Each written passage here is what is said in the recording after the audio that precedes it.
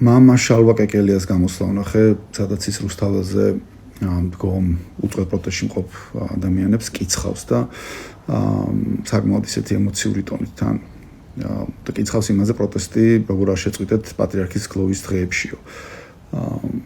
თითქოს რუსთაველზე საღამოს 2 საათი დგომა რამდენად აკნინებს პატრიარქის გადაცვალებით გამოწვეულ ტყივილს და სევდას იმ ადამიანებში, ვისაც ის უყვარდათ. მე რამ კითხვაც ნახე 1-2 პასუხი. თორე ასნარის გადმოძახილია და მე მინდა მამა შალვას მიმართო და დავპატიჟო რუსთაველზე. იქნებ მოხვიდეთ ერთ საღამოს მამა შალვა.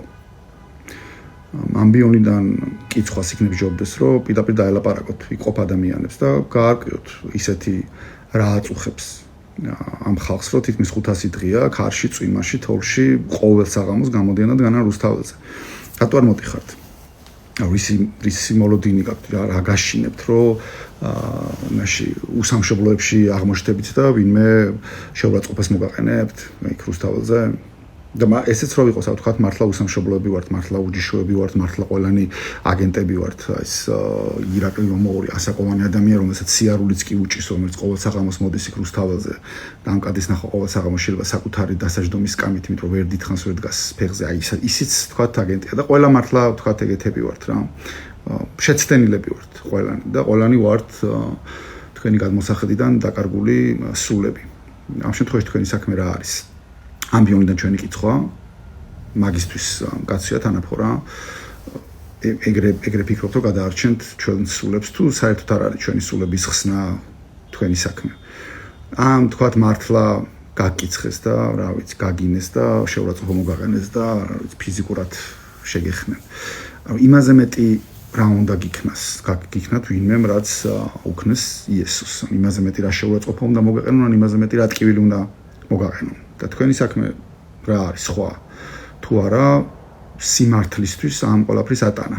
ზუსტად ისე როგორც ეს იესომ აიტანა. ანუ სხვა რითი განსხვავდებით თქვენ ჩვეულებრივი რიგითი მოკვდავებისგან, რატომ გაცვიათ განაფორა. მაგრამ სინამდვილეში არავინ ერთზედმეტ სიტყვას არ გეტყვით, არავინ, არც ერთი ყოფი ადამიანი შემიძლია თავი დავდო ამაზე, იმიტომ რომ თითქმის ყველას ვიცნობ უკვე. და კი დაგელაპარაკებიან, თავის საქმეს გეტყვიან, მოგისმენენ კიდევაც და ეცდებიან თავიანთი სიმართლე დაგანახო. იქნება სულ მეტი არაფერი. და ვნახოთ აბა თუ შეძლებთ ამის გაკეთებას, თუ ეცდებით თქვენი აზრით დაკარგული სულების ხსნას.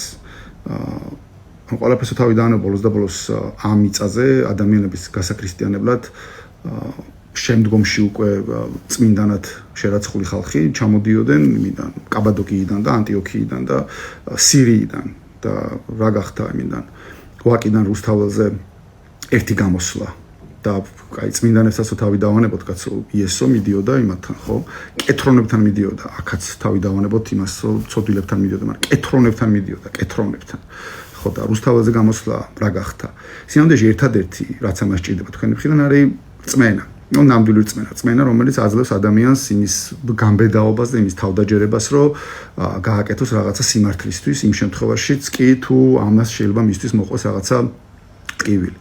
თუ მართლა გააქვთ თქვენი სიმართლე და ეგ თქვენი ემოციური გამოსვლა ყალბი არ არის, მაშინ ეს უნდა გააკეთოთ. მეტი არაფერი. მხოლოდ და მხოლოდ წმენა მოგეთხოვებათ.